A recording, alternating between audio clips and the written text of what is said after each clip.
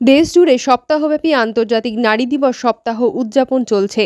সেই উপলক্ষে বাঁকুড়া জেলার মেজিয়া ব্লকের অন্তর্গত কবি জগৎরাম রায় সরকারি কলেজে আজ ছিল এক মনোজ্ঞ আলোচনা চক্র।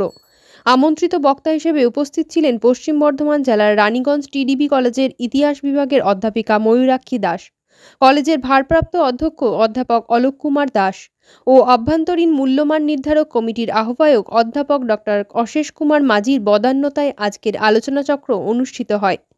কলেজের আইসিসি ও জেন্ডার সেন্সিটাইজেশন কমিটির যৌথ উদ্যোগে আয়োজিত হয় আজকের এই মনোজ্ঞ আলোচনাচক্র। লিঙ্গ বৈষম্য দূরীকরণ ও লিঙ্গ সমতা বজায় রাখার উদ্দেশ্যে ছাত্রছাত্রীদের সচেতনতার জন্যই আজকের এই আলোচনাচক্র।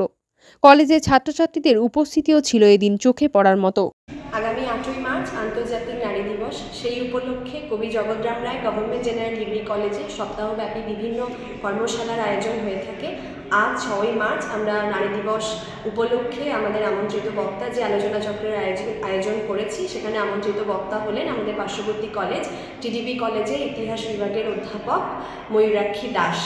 তিনি আজকে লিঙ্গ সচেতনতা সম্পর্কিত একটি ওয়ার্কশপ এবং ইন্টারঅ্যাক্টিভ সেশন আয়োজন করবেন। ছাত্রীদের সঙ্গে তিনি সেই বিষয়ে আলোচনা করবেন, তার বক্তব্য রাখবেন।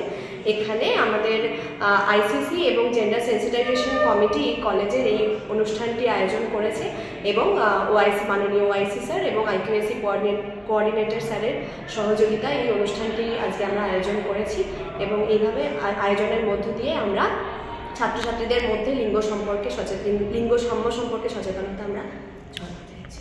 আমার নাম হলো ইন্দ্রাণী হাজরা, বাংলা বিভাগের সহকারী অধ্যাপক।